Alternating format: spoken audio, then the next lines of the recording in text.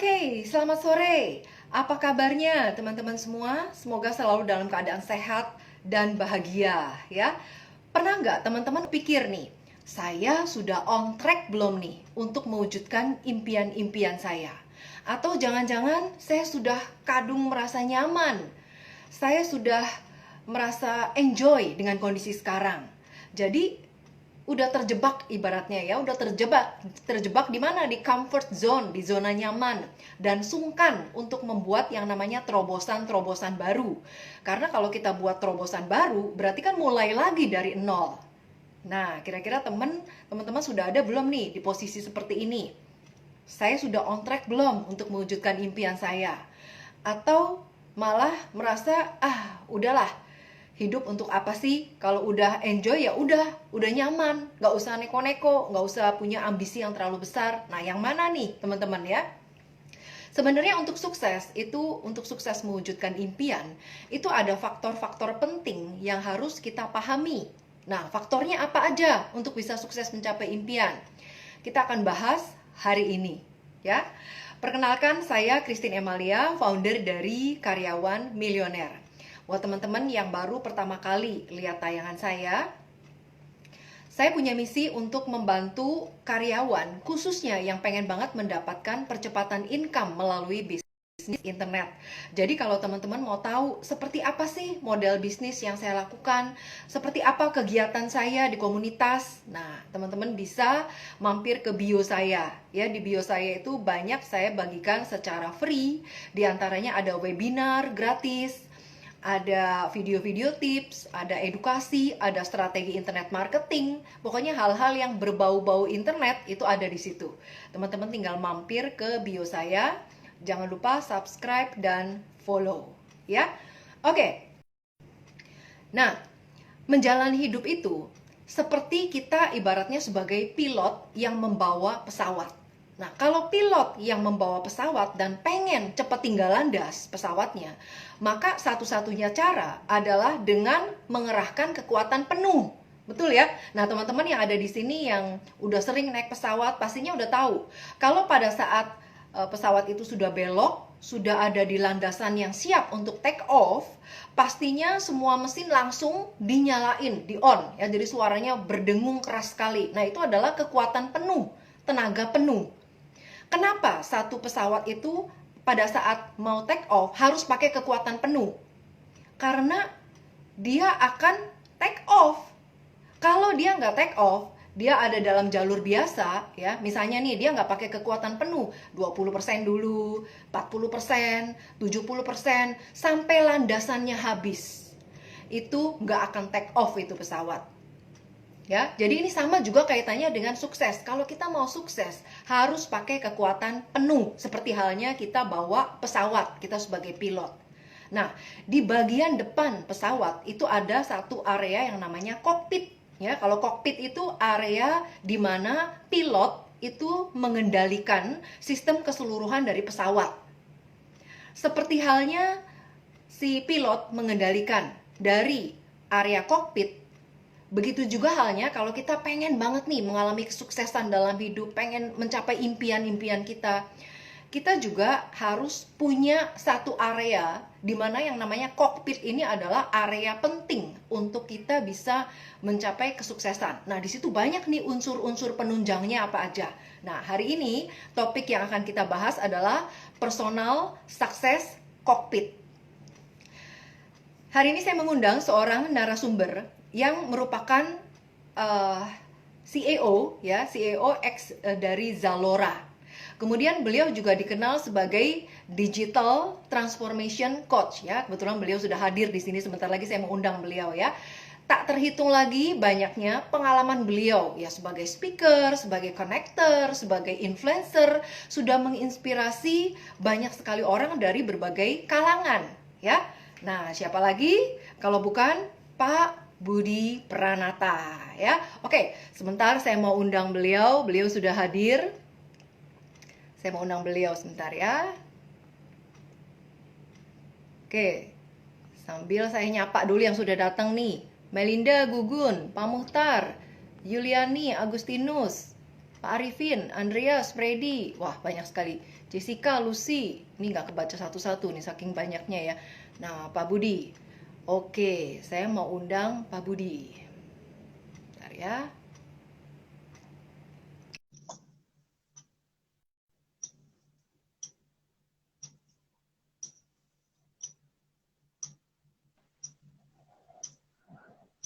Halo Pak Budi.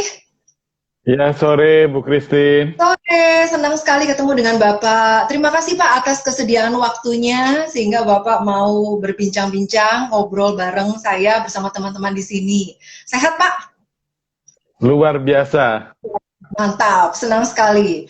Nah Pak Budi, topik kita hari ini adalah personal success cockpit ya Pak ya. Boleh Yes. diceritakan sedikit apa sih yang dimaksud dengan personal success cockpit? Dan poin-poin apa yang menurut Pak Budi itu terkait dengan personal success cockpit ini, Pak Budi? Silakan, Pak Budi. Ya, jadi kalau saya itu mengasosiasikan kesuksesan kita itu ibarat pesawat terbang, kita itu harus tahu kemana tujuan Oke. kita harus tahu kemana tujuan kita, dan kita harus tahu kita ada di mana sekarang, dan kita mau kemana, lalu apakah kita memiliki perlengkapan yang kita perlukan, misalnya bahan bakar. Bahan bakar itu keuangan. Oke. Apakah kita memiliki pengetahuan tentang pesawat itu sendiri, dalam hal ini personal mastery. Hmm. Mengetahui kapasitas kita itu sampai seberapa jauh, seberapa baik, siapkah kita untuk perjalanan jauh mencapai goals atau dream kita. Dan apakah, jadi tadi ya, kita harus tahu apakah kita punya bahan bakar cukup, ini keuangan kita.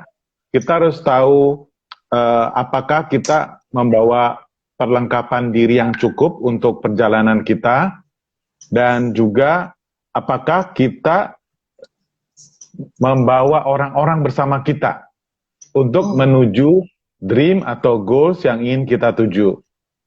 Baik. Jadi seringkali orang pengen sukses, sementara dia sendiri nggak tahu apa itu sukses.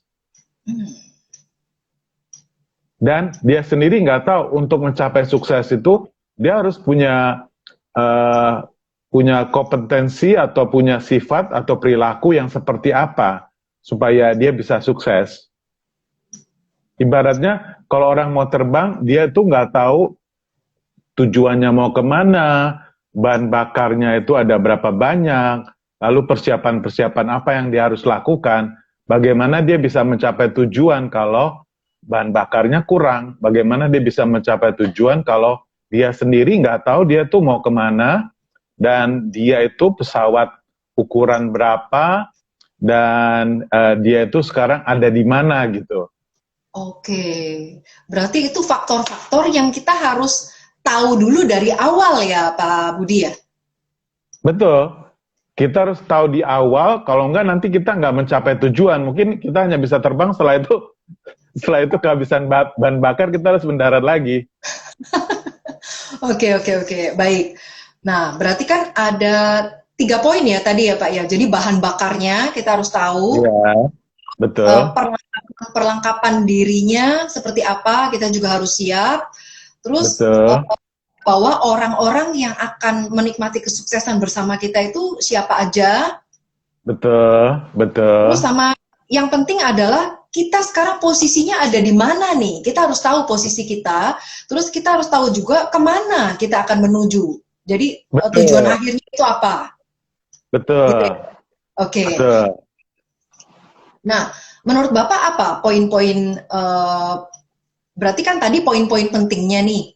Nah, terus bisa nggak Pak Budi coba supaya teman-teman ini sedikit sedikit memahami, bisa dikasih contohnya nggak Pak Budi? Misalnya nih, kita mau suksesnya di bidang apa, terus kita harus apa aja yang dipersiapkan misalnya. Pertama, kita harus tahu dulu talenta kita itu apa. Talenta kita itu artinya apa sih yang kita passion? What do we passion about? What are we passionate about? Apa yang talenta kita itu apa sih sebenarnya? Kalau saya tuh orang yang sedang belajar misalnya. Saya tuh orang yang senang ketemu orang baru. Saya itu senang kunjungi tempat-tempat baru. Jadi kita harus tahu dulu kita itu senangnya apa. Ibaratnya kita harus tahu kita ini ikan, gajah, burung, atau kera gitu. Kita harus tahu itu kita who we are. Siapa nih kita nih. Karena misalnya kita ikan, kita disuruh manjat pohon. Bisa nggak kita? Pasti bisa sih. Iya, maksudnya kalaupun bisa berdarah-darah, maksudnya dengan perjuangan setengah mati. Betul. Ikannya kan berdarah gitu. Iya, jadi pertama kita harus tahu dulu kita itu siapa. Apakah kita ikan? Maksudnya kita, kemampuan kita, kekuatan kita, itu sejauh mana dan kita itu siapa, jati diri kita siapa. Apakah kita ikan, apakah kita kera, apakah kita harimau, sehingga waktu kita mau mengerjakan apa yang orang lain bilang kita harus lakukan, seringkali kita nggak bisa. Kenapa? Karena misalnya kita ikan, kita disuruh manjat pohon, ya pasti kita kan nggak bisa dan kita gagal. Jadi ibaratnya, ibaratnya karena kita nggak tahu siapa kita, dan sehingga akibatnya kita melakukan sesuatu yang bukan kita gitu loh. Oke. Jadi kita juga harus tahu dulu posisinya pertama kali nih. Kita ini sebagai siapa dan kita harus tahu kelemahan dan kekurangan kita juga dong, sama kelebihan kita ya Pak? Persis. Nah, justru saya bikin buku ini, Personal Success Cockpit, untuk mengukur apa sih kelebihan kita, apa kekurangan kita.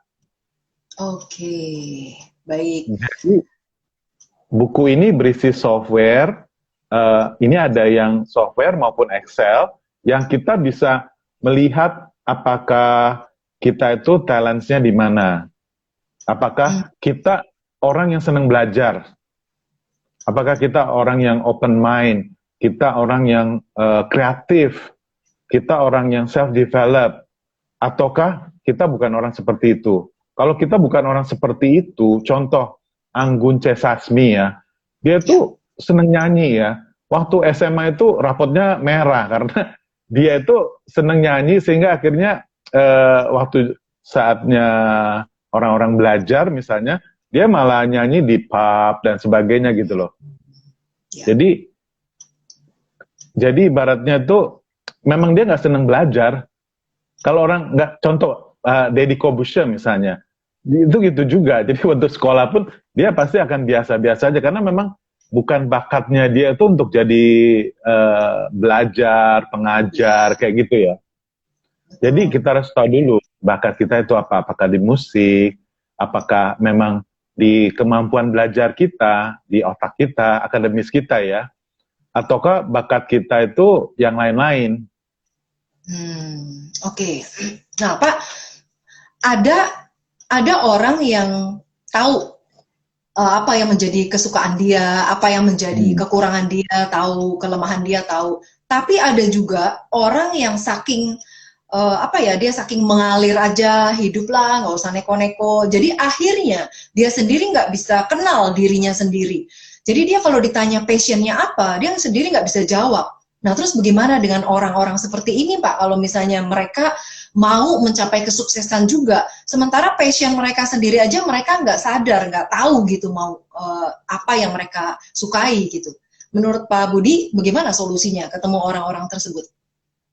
Jadi memang berdasarkan statistik itu ada 3 sampai 4 jenis orang ya. Ada 4 jenis orang. Pertama, orang yang I don't know what I don't know. Jadi dia tidak tahu apa yang dia tidak tahu. Dia tuh biasanya in deep shit. Deep shit artinya dia misalnya nggak tahu besok itu dia makan apa, besok itu dia punya uang apa enggak misalnya. Dia tuh nggak tahu dia maunya apa, dia nggak tahu apa yang dia tidak tahu lah intinya. Jadi dia ini orang yang perlu ditolong karena dia nggak tahu dia itu apa dan dia itu bagaimana dan dia itu harus bagaimana dan sebagainya, kecuali ada orang, ada mentor yang bilangin, kamu itu harusnya lakukan ini loh karena bakat kamu seperti ini saya lihat. Kamu tuh kalau sekolah sebenarnya kamu nggak bakat di situ misalnya. Jadi itu tadi di kuadran ada 4 kuadran ya. Ada orang yang I don't know what I don't know. Jadi dia tuh nggak tahu kalau dia nggak tahu gitu loh. Ya. Iya. Ada juga orang yang I know I don't know. Ada juga orang yang saya tahu saya tidak tahu. Dan saya mau belajar, saya mau bertanya ke mentor atau ke orang yang lebih senior gitu. Nah biasanya I know, I don't know, dan dia mau belajar, itu dia bisa mencapai goals atau kesuksesan dia. Karena dia tahu, dia tidak tahu. Ya dengan belajar dia bisa tahu. Iya, dengan belajar dia bisa tahu. Ya, jadi ada juga yang orang yang tidak tahu bahwa dia tuh tahu gitu. Jadi dia itu kadang ada orang nggak sadar apa talentanya dia sampai orang lain bilang, kamu itu sebenarnya jagonya di bidang ini loh. Kayak saya nih, saya orang yang seneng analisa. Jadi kalau menganalisa suatu data saya cepet. Kadang orang nggak lihat, saya lihat. Iya, jadi ada satu pabrik itu bertahun-tahun bikin kesalahan dan dia nggak tahu kalau dia bikin kesalahan. Contoh satu permen lah. Permen itu saya pernah di permen Yuki ya. Permen itu beratnya harus 2,75 gram satu butirnya. Tetapi let's say direktur produksinya tuh dia lebihkan jadi 102%. Jadi dia lebihkan 2%. Dan semua yang lain pada nggak tahu kalau dia lebihkan. Karena dia pikir memang harusnya dilebihkan gitu loh. Sampai saya bilang, kok pemakaian gulanya lebih banyak ya? Dia bilang, nggak ada Pak, Bapak lihat aja nggak ada yang berceceran.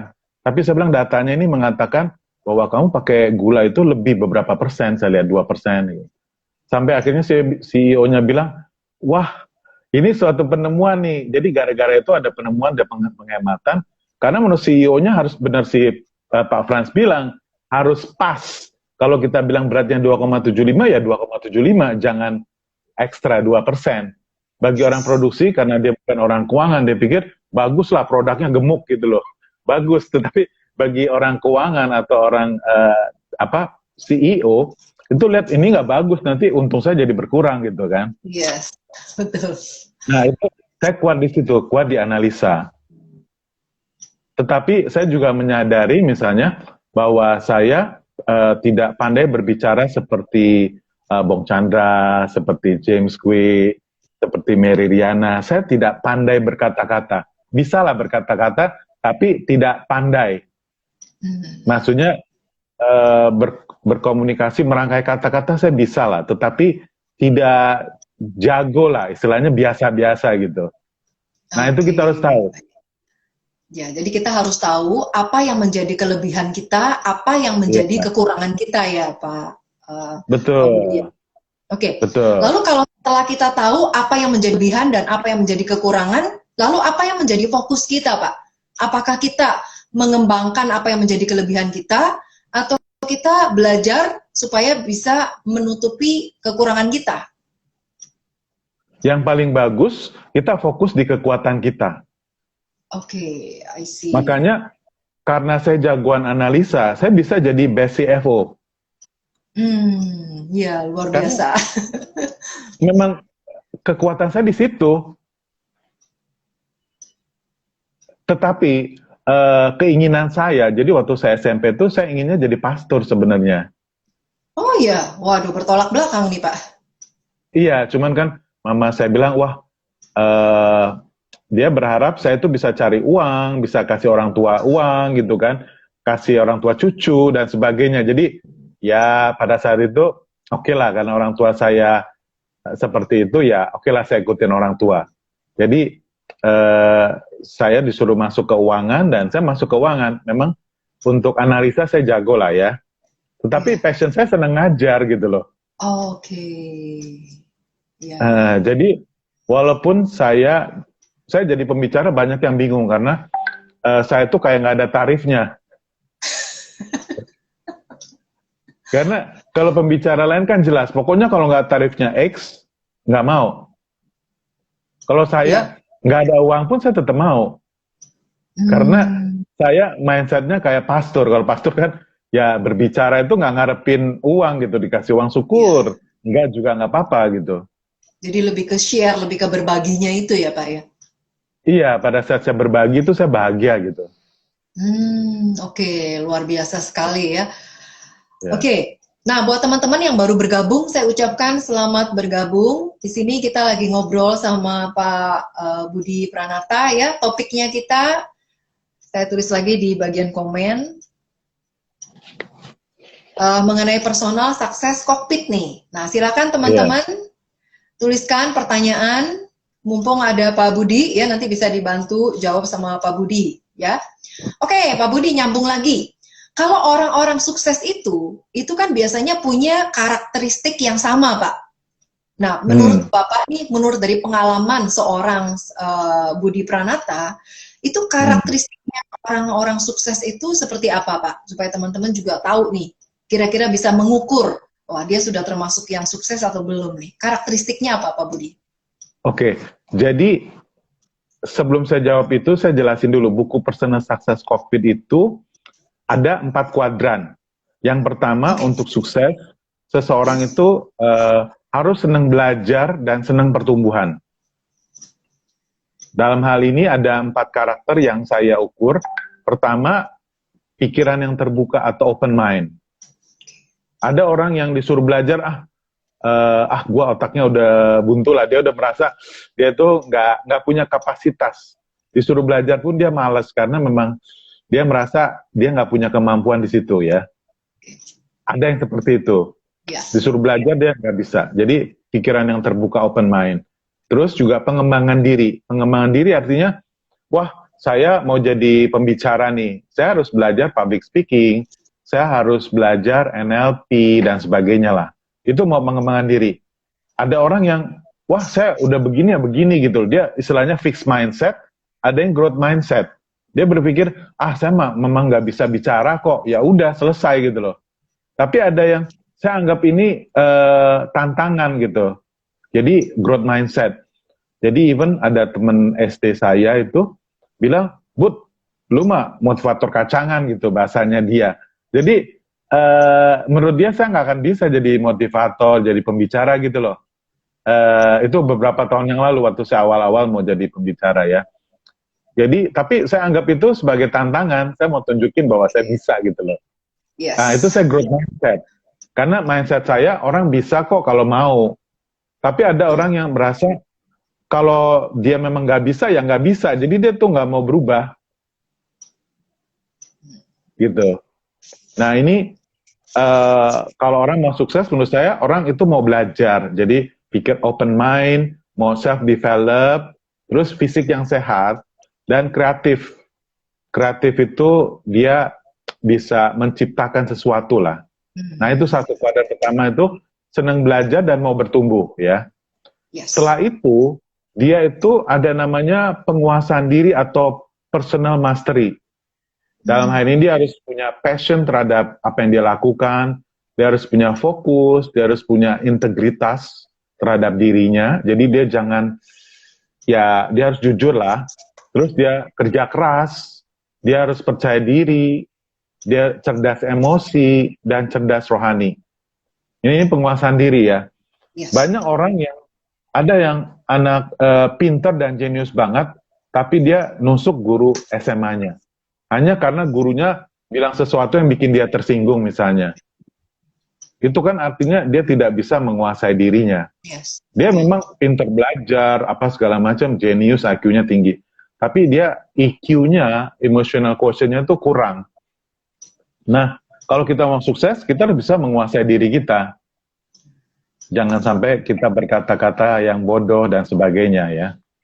Ya itu, jadi senang belajar dan bertumbuh. Terus yang kedua, bisa menguasai dirinya. Menguasai diri ini dalam arti punya karakter, punya inner beauty, punya punya karakter lah. Nah, selanjutnya kalau dia udah bisa menguasai diri, itu people mastery, menguasai orang lain. Artinya kepemimpinan, komunikasi, terus teamwork, terus juga service excellence gitu. Banyak orang yang bisa menguasai dirinya, tetapi tidak bisa menguasai orang lain. Jadi waktu saya umur 30 tahun, saya jadi direktur keuangan pertama kali di perusahaan multinasional. Saya jago analisa segala macam, tapi menghadapi perusahaannya kebetulan advertising company. Jadi karyawannya itu ada yang pakai skateboard, ada yang main bola basket gitu loh. Jadi orangnya preman-preman lah. Ya. Nah, pada saat itu mereka kalau masuk ruangan saya bisa teriak-teriak, wah, wah, preman-preman lah. Dan saya tuh nggak bisa mengendalikan mereka gitu loh. Nah, gara-gara itu setelah 6 bulan saya dipecat karena dianggap saya itu technical skill-nya jago, tapi people skill-nya atau soft skill-nya kurang. Oke. Ibaratnya saya nggak bisa marah, nggak bisa kontrol orang, nggak bisa kontrol diri bisa ya, tapi nggak bisa kontrol orang. Misalnya orang marah-marah kita harusnya bisa marah juga, maksudnya bisa mengendalikan orang itu. Nah itu saya waktu itu nggak bisa waktu saya usia 30 tahun. Makanya akhirnya saya belajar NLP, saya belajar hipnoterapi, belajar yang lain-lain lah, belajar ilmu menguasai orang lain ya, belajar coaching gitu. Baru setelah itu saya bisa menguasai orang lain, bisa memimpin orang lain. Akhirnya saya bisa, dan waktu itu saya nggak menyerah ya, saya coba lagi, akhirnya bisa jadi direktur keuangan lagi gitu. Oke, great. Nah, terus yang keempat apa Pak? Faktor yang ini kesuksesan. Oke, yang keempat itu wealth mastery. Wealth mastery itu ada dua ya. Yang pertama dia smart spending, bisa hemat. Yang kedua itu dia right investing.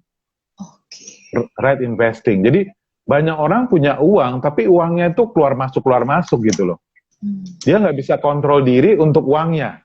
Misalnya, wah uang gajian nih 10 juta, langsung beli HP, langsung beli cicil mobil dan sebagainya gitu. Itu kan artinya dia nggak smart spending gitu. Yeah. Akibatnya berapapun uangnya masuk, kalau dia selalu belanja yang dia mau, akhirnya dia nggak pernah punya uang.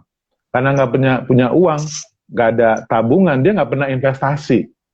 Akibatnya ya sampai tua pun dia akan kerja terus dan harus kerja baru dapat uang gitu. Nah itu right investing. Nah ini banyak orang yang sampai usia banyak pun tidak punya rumah, tidak punya mobil karena itu tidak menguasai wealth mastery itu. Oke, jadi sebenarnya ada 4 poin ya Pak untuk pengukur kesuksesan ya Pak Budi ya? Betul, ada 4 poin. Jadi yang pertama adalah belajar dan tumbuh. Jadi untuk orang-orang yang open mind, itu berarti ciri-ciri orang menuju kesuksesan, mereka harus open mind dulu ya Pak ya? Betul. Setelah itu mereka harus punya personal mastery, mereka bisa menguasai diri mereka, kemudian people mastery, mereka bisa menguasai juga orang lain atau menghadapi orang lain, dan yang terakhir wealth-nya, kekayaannya juga dia harus bisa olah ya Pak ya? Betul. Kita sampai pada pertanyaan nih Pak, ada yang sudah mulai nanya-nanya. Iya. Kalau kita di kuadran, kita nggak tahu. Kalau kita di kuadran, kita nggak tahu. Tapi orang lain tahu kita ada di mana. Orang lain tahu talent kita, sikap kita kadang denial. Bagaimana sikap kita seharusnya? Oke, jadi gini, ada teori yang namanya Johari window. Johari window itu adalah seberapa besar saya tahu tentang diri saya, seberapa besar saya tahu tentang orang lain. Jadi, saya tahu, kamu tahu, atau saya tidak tahu. Jadi gini, seberapa kita tahu tentang diri kita, seberapa kita tahu tentang orang lain, ya. Eh, Bagaimana kita bisa memperbesar apa yang kita tahu tentang diri kita, dan juga memperbesar apa yang kita tahu tentang orang lain. Ya, seringkali pengetahuan kita tentang diri kita tuh dikit banget. Karena apa? Karena kita sendiri tidak berusaha mengetahui apa yang kita bisa, apa yang kita nggak bisa, apa yang bikin kita marah, apa yang kita bikin kita sedih dan sebagainya. Kita sendiri tidak mempelajari diri kita gitu loh. Dia sibuk dengan yang di luar sehingga dia nggak pernah mengurusin dirinya gitu, nggak pernah memperhatikan dirinya. Tapi ada orang lain dengan cepat melihat, oh kamu tuh kelebihannya ini, kekurangannya ini dan sebagainya. Kalau kita mau refleksi, mana yang benar, mana yang salah dan sebagainya, maka kita bisa mengenal diri lebih baik lah. Jadi dengan dapat feedback, kita bisa mengenal diri lebih baik. Yang bagus, kita tahu diri kita tuh banyak, dan kita juga tahu orang lain banyak. Banyak orang yang tahu dirinya banyak, tapi orang lain nggak mau tahu. Ada kan? Oke, ada Pak. Ada juga orang yang nggak mau tahu dirinya loh. Oh iya. Berarti orang-orang seperti itu nggak pede ya Pak? Kadang dia mau mandi males, ngapa-ngapain males gitu. Dia kayak nggak peduli dirinya itu gimana. Nggak peduli dirinya penampilannya gimana, nggak peduli makannya gimana gitu kan. Itu orang yang dia nggak mau tahu dengan dirinya gitu loh. Kan ada juga. Nah, dia perlu orang yang bilangin dia, memberikan dia kasih sayang dan sebagainya untuk dia juga sayang terhadap dirinya. Karena banyak orang yang nggak peduli dirinya mau sakit, mau apa gitu kan. Sehingga kita butuh bantuan orang yang bisa membuat kita itu sayang sama diri kita, dan juga kita bisa sayang sama orang lain gitu. Oke, semoga ini bisa menjawab pertanyaan Pak Petrus ya tadi. Oke, kita lanjut pertanyaan kedua nih Pak Budi. Bagaimana cara kita belajar agar terbiasa dengan pembelajarannya? Oke, jadi yang namanya belajar itu nggak bisa dipaksa ya. Belajar itu harus fun, belajar itu harus senang. Jadi kalau kita nggak senang, kita cari cara supaya senang. Misalnya, wah saya tuh kalau belajar kok jadi ngantuk ya, ya minum kopi gitu. Misalnya, cari cara supaya kita nggak ngantuk. Oh kita kok kalau belajar sebentar kok langsung tertidur ya. Jadi kita cari cara supaya kita posisinya jangan gampang tertidur gitu. Kita mungkin setel musik dan sebagainya. Jadi kita harus cari cara bagaimana supaya kita bisa belajar dengan fun. Dan kita juga harus tahu kalau kita belajar itu benefitnya apa sih? Banyak orang merasa belajar itu suatu penderitaan, ya kan? Banyak orang merasa belajar itu hanya karena disuruh gitu loh. Belajar itu hanya karena supaya dapat nilai bagus. Dia tidak merasa bahwa belajar itu bermanfaat buat masa depannya. Nah ini belief-nya itu harus dirubah.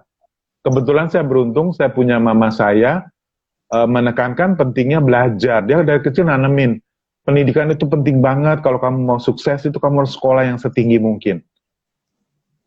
Makanya saya sekolah sampai S3. Karena mama saya dari kecil selalu bilang pentingnya pendidikan, pentingnya takut akan Tuhan dan sebagainya. Jadi beruntung punya orang tua yang menanamkan pentingnya pendidikan, pentingnya takut akan Tuhan dari kecil. Jadi makanya sampai sekarang saya takut kalau melanggar itu. Karena sudah ditanamkan dari kecil.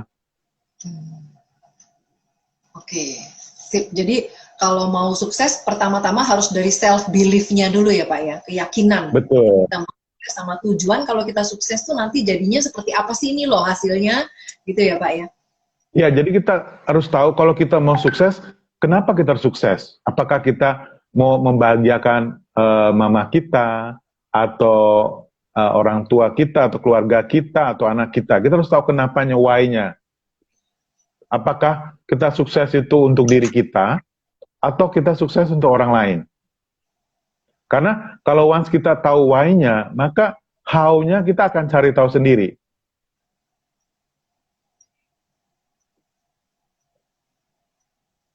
Oke, baik. Nah, Pak Budi, di buku yang Personal Success Cockpit, ada poin-poin penting apa lagi nih yang bisa dibagikan buat teman-teman? Oke, jadi yang tadi dashboard cockpit itu kan dashboard. Dashboard itu mengukur sejauh mana, kalau menurut saya teorinya, kalau orang mau sukses dia harus sedang belajar. Karena ternyata bilioner pun membaca, ada 100 buku yang dibaca bilioner yang bisa memperbaiki dia punya hubungan dengan orang lain, bagaimana investasi properti dan sebagainya, bagaimana bisa sehat dan sebagainya. Karena ternyata bilioner pun membaca buku-buku yang bagus untuk pertumbuhan pribadinya. Saya kebetulan ikut course-nya Adamko, How to Have a Billionaire Mindset gitu. Jadi ternyata bilioner itu ada buku-buku yang dia baca, ada seminar-seminar yang dia dengerin, yang dia ikuti gitu. Dan dia juga bergaul sama orang-orang yang hebat gitu. Karena ternyata kalau kita mau sukses, kita harus bersama orang-orang yang hebat, yang maju, yang 10 kali lebih besar income-nya dari kita.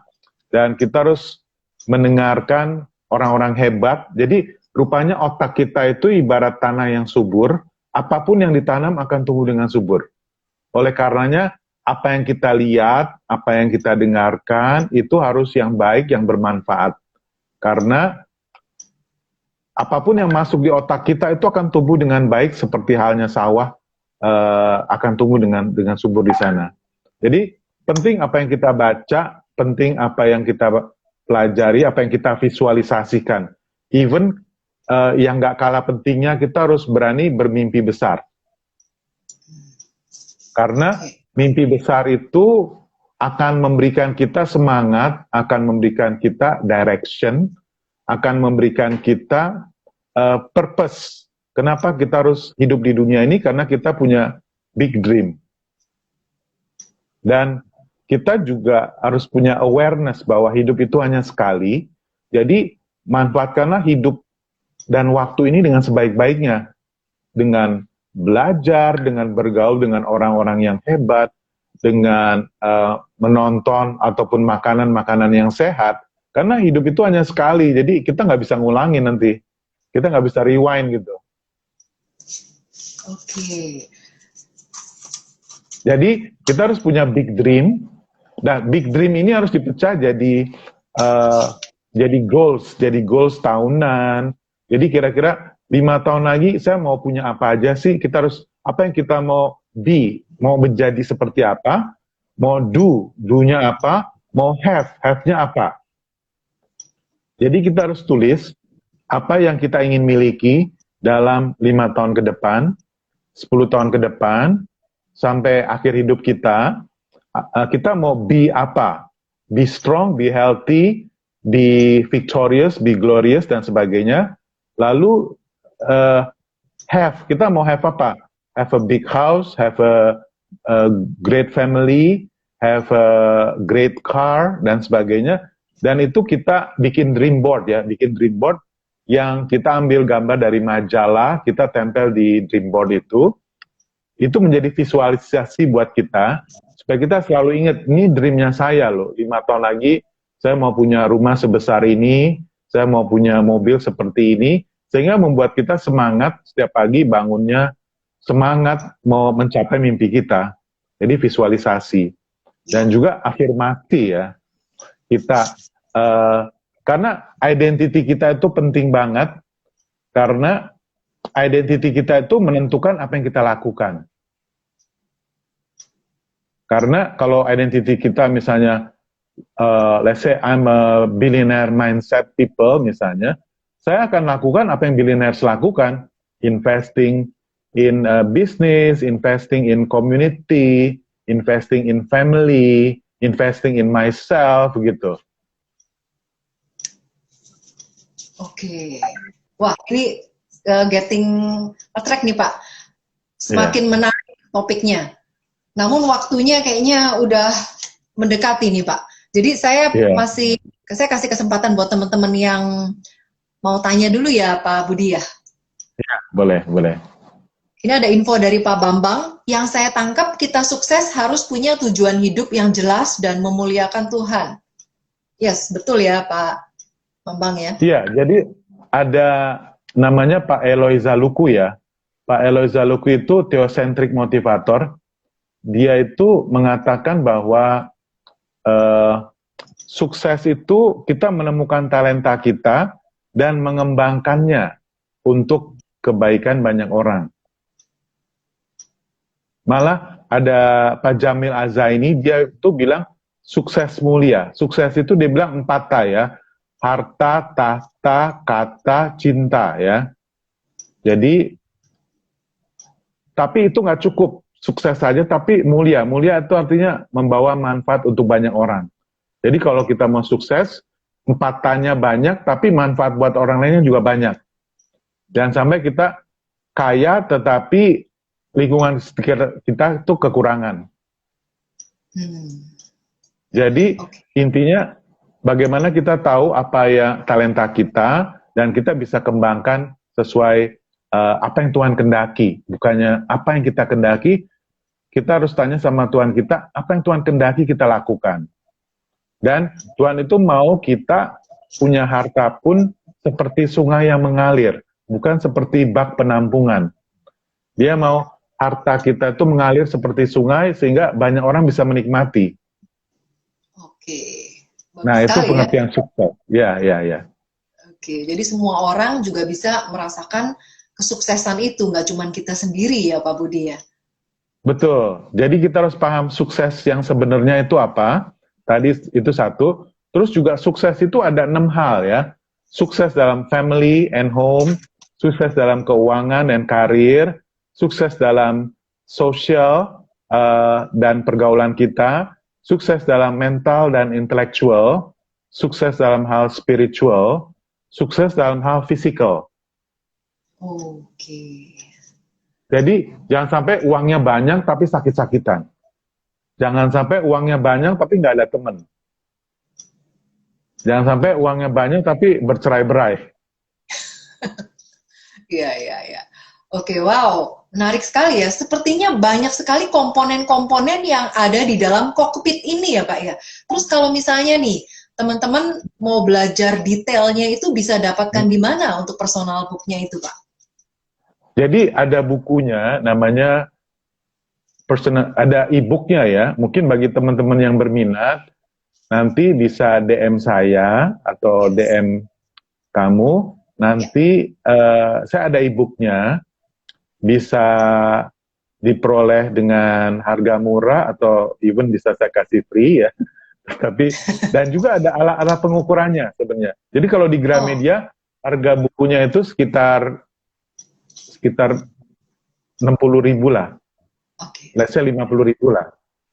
Nah itu bagi teman-teman yang berminat bisa DM saya, nanti saya bisa kirimkan, itu ada e-booknya, ada softwarenya untuk mengukurnya.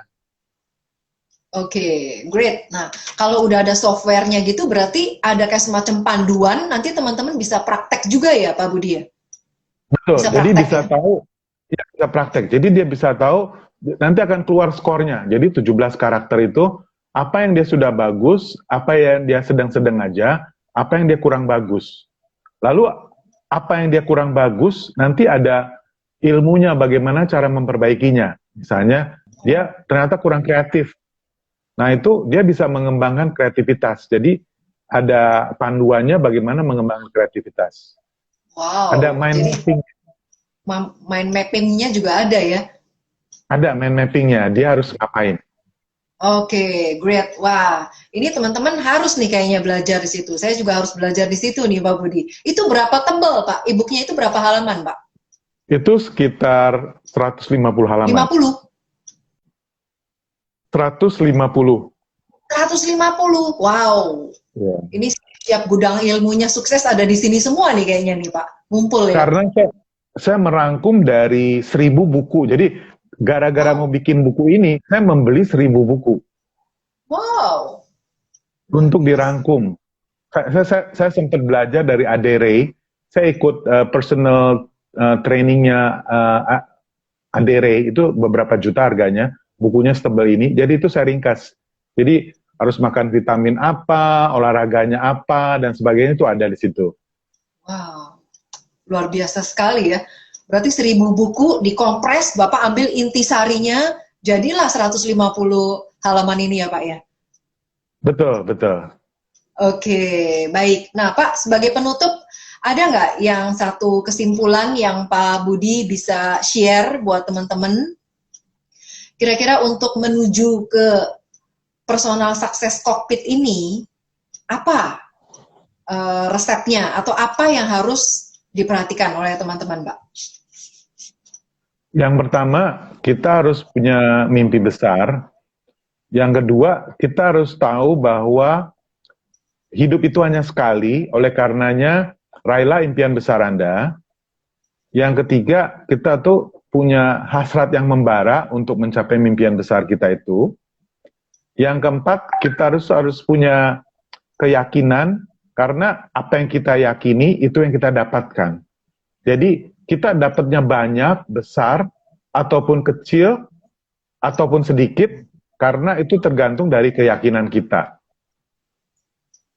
Dan kita harus belajar dari orang-orang yang sudah sukses, dari orang-orang hebat di sekeliling kita, untuk kita action, massive action. Jadi, bukan hanya kita belajar, tapi bagaimana kita action dari yang kita belajar. Supaya hasilnya kita bisa nikmati, karena kalau belajar aja tidak dipraktekkan sama aja bohong, ya. Yes, Jadi kita betul, harus Mbak. praktekkan apa yang kita pelajari. Dan juga kita harus anggap bahwa orang lain itu your network is your net worth. Jadi network kita itu adalah aset kita. Banyak orang berpikir, orang lain itu bukan apa-apa, atau orang lain itu tidak bisa kasih saya benefit gitu.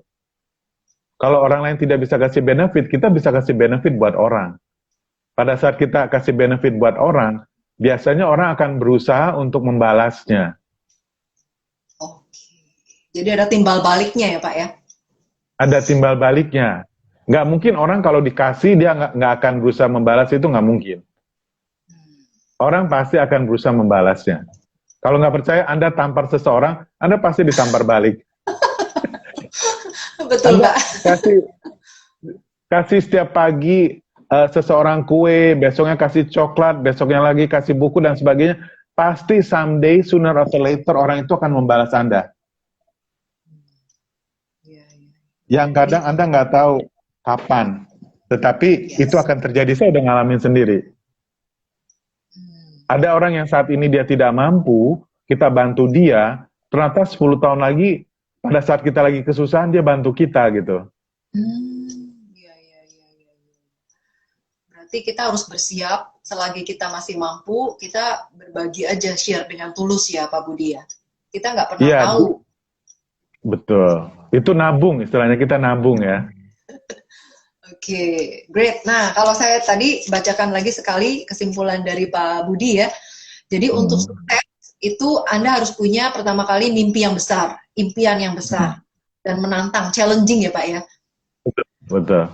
Terus yang kedua, itu karena hidup hanya satu kali, jadi harus aware, harus memaksimalkan hidup ini. Jangan terlalu berarti santai gitu ya Pak ya, harus punya... harus sadar bahwa ini cuma sekali loh, nggak bisa diulang nih waktu yang hilang ya. Dan yang ketiga harus punya hasrat membara untuk mewujudkan impian. Terus yang keempat harus punya keyakinan, karena apa yang kita yakinin itu yang akan kita dapatkan. Terus yang kelima, belajar dari orang-orang sukses. Terus itu your network itu adalah your net worth. Jadi network yang sekarang Anda bangun itu sebenarnya akan menjadi aset Anda di kemudian hari. Kira-kira seperti itu ya Pak Budi ya? Betul. Oke, luar biasa banget Pak Budi. Nah, jadi saya mau ulang tadi, kalau buat teman-teman yang mau belajar lengkap mengenai personal success cockpit, nih Pak Budi sudah siapkan e-booknya komplit banget ya, dari 1000 buku. Beliau kompres menjadi 150 halaman, itu adalah intisarinya. Udah gitu ada software yang bisa untuk teman-teman praktekkan. Jadi ada kayak semacam panduannya ya Pak ya? Betul. Jadi teman-teman bisa belajar langsung untuk mencapai kesuksesan. Jadi ini adalah guidance-nya nih.